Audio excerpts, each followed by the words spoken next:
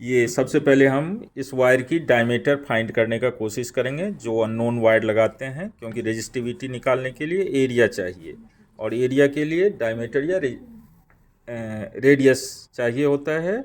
तो this is should be find by the instrument that is called screw gauge. Screw gauge में दो तीन चीज़ें पहले अर्लियर जानना होता है। सबसे पहले इसका जीरो एरर। जीरो एरर के लिए इसमें देखेंगे कि दो स्केल होता है, एक इस पे रोटेशन में होता है that is called circular scale, और इस पे एक लीनियर में होता है that is called main scale, और उसकी रीडिंग को MSR कहते हैं, और जो सर्कुलर की रीडिंग होती है इसको CSR सर्कुलर स्केल रीडिंग कहते हैं। अब रीडिंग कैसे लेना है, तो सबसे पहले हमें इसका जो है जीरो एरर देखते हैं। तो जीरो एरर जब बिल्कुल ये टाइट कर देंगे और एक आवाज़ आए बंद होने पे, देखेंगे कि यदि इसकी जीरो बिल्कुल रेफरेंस लाइन, यहाँ पे एक कट लाइन होगी that is called reference line, उस पर आ रही है तो नो जीरो एरर।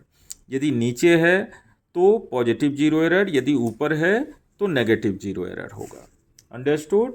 तो उस टाइप से जीरो एरर पहले हम निकाल लेते हैं। जीरो एरर निकालने के बाद इसका पिच और लिस्ट काउंट निकालना होता है। तो पिच जो है जनरली देखेंगे जहाँ पे है, अभी मान लेते हैं कि रेफरेंस लाइन के पास में इसका जो है 95 है, 95 है यहाँ पे रेफरेंस लाइन के पास में। तो सबसे पहले जीरो एरर हो गया 5 डिवीजन का, और नेगेटिव हो गया क्योंकि जीरो एडवांस में है, तो जीरो एरर हो गया माइनस। स्टेप है पहले जीरो एरर कैलकुलेट करना, उसके बाद पिच कैलकुलेट करना, और उसके बाद फिर लिस्ट काउंट कैलकुलेट करना। तो जीरो एरर में देखेंगे, हमने बताया था कि ये सर्कुलर स्केल डिवीजन होती है और यहाँ पे एक रेफरेंस लाइन होता है जो कि कट लाइन होती है। तो सर्कुलर स्केल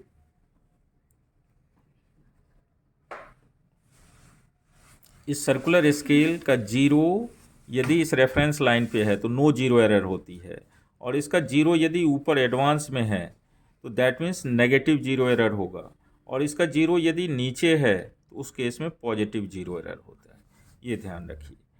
अब इस केस में जीरो जो है एडवांस में है, और ये रेफरेंस लाइन पे इसका जो है, जो हमारा अभी का जो इंस्ट्रूमेंट है उसमें जो है इस रेफरेंस लाइन पे 95 रीडिंग आ रही है, 95th डिवीजन जो है वो वैल्यू आ रही है। तो 95th डिवीजन आ रही है, इसका मतलब जीरो एरर, जीरो जो है ऊपर है, तो जीरो एरर हो गया -5 division into list count. Least count अभी निकाल करके मल्टीप्लाई कर देंगे तो ये जीरो एरर आ जाएगी। अब उसके बाद पिच निकालना होता है, तो पिच के लिए देखेंगे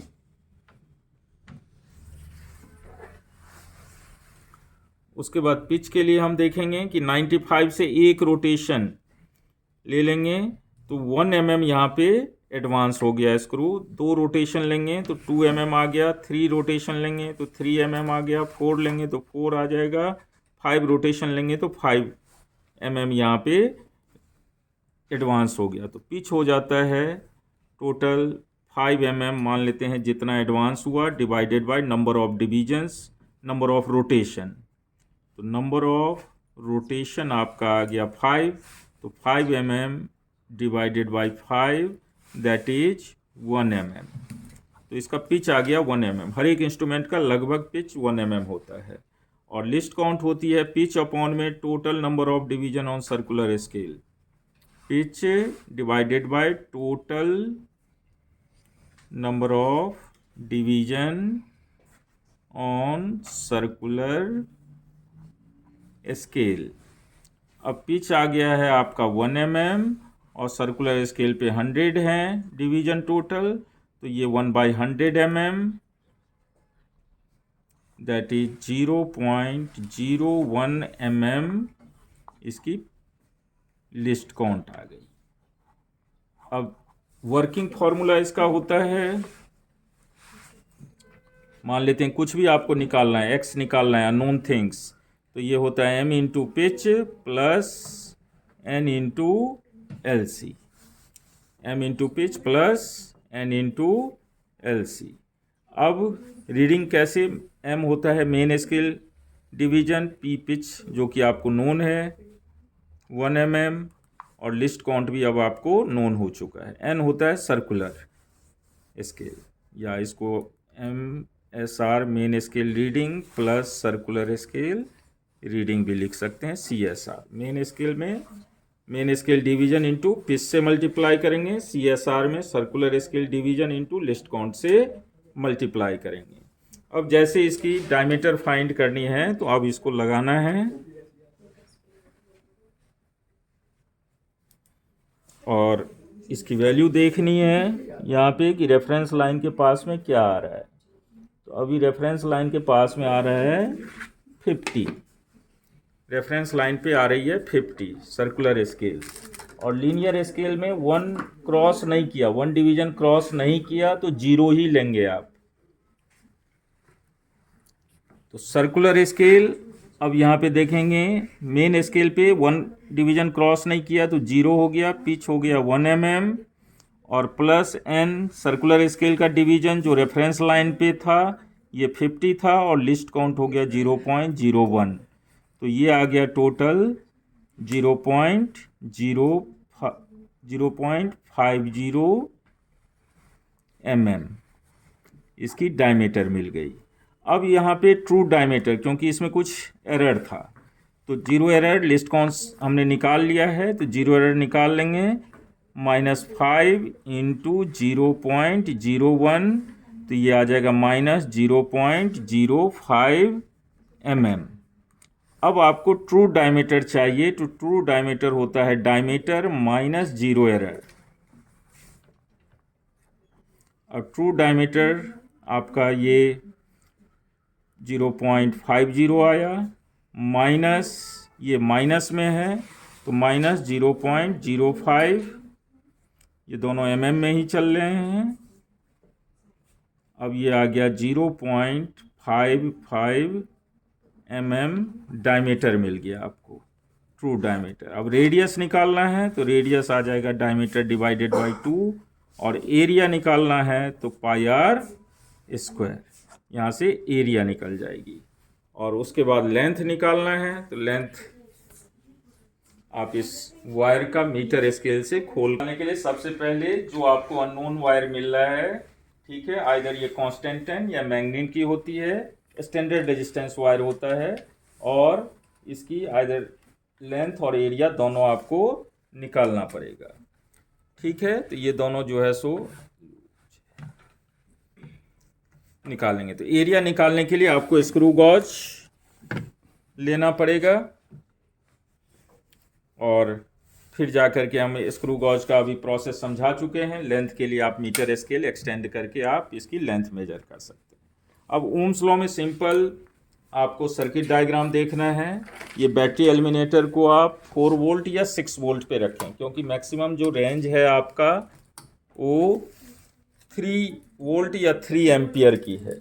तो सबसे पहला प्रोसेस होता है इस इंस्ट्रूमेंट का 0 एरर चेक करना और लिस्ट काउंट निकालना और रेंज निकालना। तो रेंज के लिए सबसे पहले देखेंगे 0 इनिशियल वैल्यू है, फाइनल वैल्यू 3 एम्पियर है, तो रेंज हो गया 0 to 3 ampere. Again volt meter में रेंज देखें तो 0 to 3 वोल्ट हो गया। दूसरा होता है 0 एरर, यदि रेस्ट पोजीशन पे यदि निडल 0 पे रेस्ट कर रहा है तो दैट मीन्स नो 0 एरर, यदि आगे पीछे है तो 0 एरर है। अब उसके बाद third step is the calculation of least count. Least count is the 1 division how much current या how much volt should be measure. अब इसको मेजर करने के लिए मान लेते हैं 0 से 1 एम्पियर में टोटल नंबर ऑफ डिवीजन यहाँ पे काउंट करेंगे, तो ये दिस इज 20, यहाँ से यहाँ तक ये 20 है। तो लिस्ट काउंट आ जाएगा 1 ampere divide by 20 division, that is 1/20 division 0.05। Similarly in this यहाँ भी आपका 1 वोल्ट में टोटल नंबर ऑफ डिवीजन 20 है, तो that is 1 divide by 20, 1/20 volt पर division, that is the least count. इसका भी लिस्ट काउंट रेंज ये निकल गया। 0 एरर था नहीं, अब आपको क्या करना है रीडिंग लेने के लिए सर्किट कनेक्शंस। तो सर्किट कनेक्शंस के लिए आपको ध्यान रखना है, जो यहाँ पे सर्किट दिया, फर्स्ट वायर आपको वोल्टमीटर, इसी को हमेशा ओरिजिन मानना है। क्लियर है? जब ये ओरिजिन आ गया तो फिर फर्स्ट वायर जो है यहाँ से एमीटर के प्लस में, प्लस से बैटरी के एलिमिनेटर के प्लस से एमीटर के प्लस में जाना है। ठीक है, ये एमीटर के प्लस में जाना है।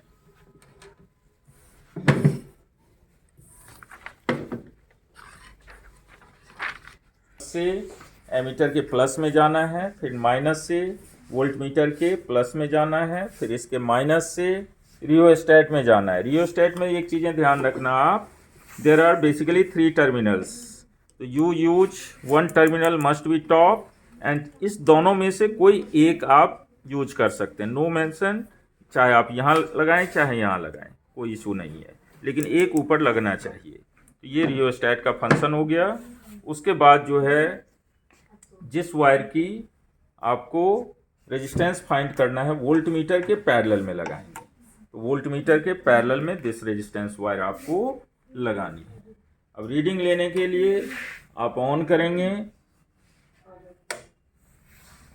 और ऑन करने के बाद आइदर मैक्सिमाइज टू मिनिमाइज या मिनिमम टू मैक्सिमम आप रीडिंग ले लें।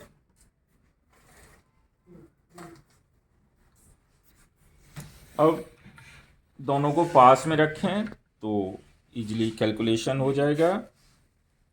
बेटर वे है कि आप डिवीजन ले लें और डिवीजन को लिस्ट काउंट से मल्टीप्लाई कर दें। तो वोल्टमीटर में डिवीजन टोटल काउंट करें तो यहाँ तक 20, फिर 40 और दिस इज 45 डिवीजन है टोटल।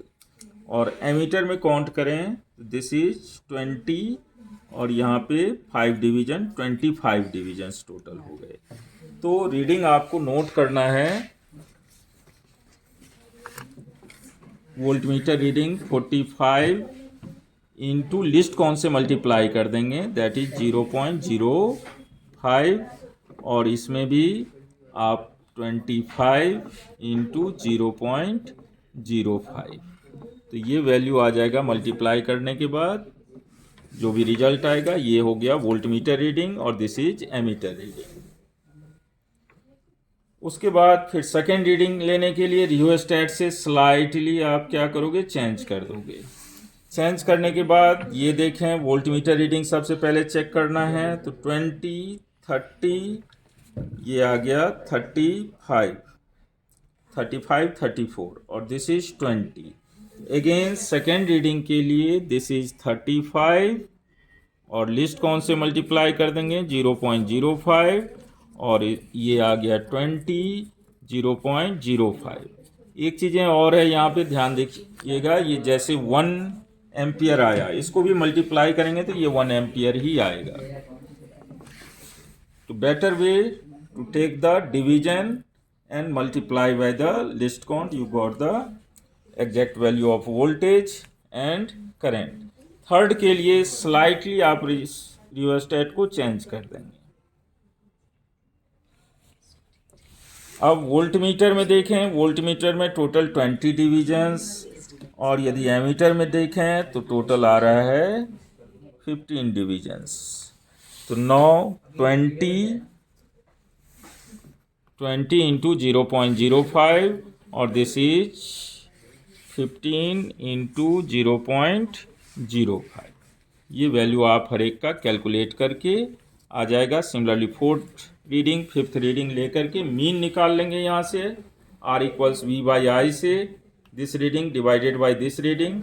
वैसे भी आप कैलकुलेशन चाहो तो 45/25 कर देंगे, सेम आएगा रिजल्ट। और रेजिस्टेंस आ जाएगा, फिर रेजिस्टेंस की मीन निकाल लेंगे। कैलकुलेशन पार्ट पे अब आ जाइए, तो रेजिस्टेंस का मीन निकाल लेंगे। ये हो जाएगा R1 plus R2 plus R3 plus R4 plus R5 divided by 5। और फिर रेजिस्टेंस मीन आ गया, फिर आपको जो है रेजिस्टिविटी निकालना है। तो रेजिस्टिविटी रो इक्वल्स होता है RA/L।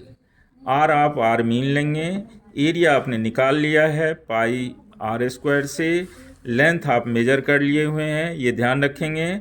लास्ट में ये आपको मीटर में लेना है, एरिया जो है मीटर स्क्वायर में लेना है और लेंथ भी आपको मीटर में लेना है, तभी इसकी जो वैल्यू आएगी ओम मीटर यूनिट में आएगी रेजिस्टिविटी। तो ये कैलकुलेशन ध्यान रखना है कि एरिया आपको मीटर स्क्वायर यूनिट में कन्वर्ट करना है, क्योंकि मिलीमीटर में आया हुआ था डायमीटर, तो मिलीमीटर को डायरेक्ट आप मीटर में कन्वर्ट कर लें, और लेंथ सेंटीमीटर में आएगा उसको मीटर में कन्वर्ट कर लें, और फिर जाकर के ये वैल्यू इसमें रखने के बाद आपकी जो यूनिट आएगी ओम मीटर यूनिट में रेजिस्टिविटी की वैल्यू आएगी।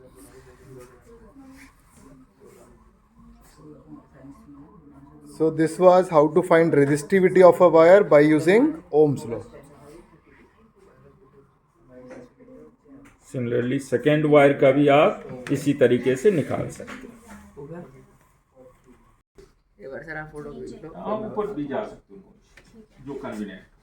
फिर ऊपर को की से और की को फिर मेन सर्किट हो गया। जिस वायर की रेजिस्टिविटी निकालनी है उसको वोल्टमीटर के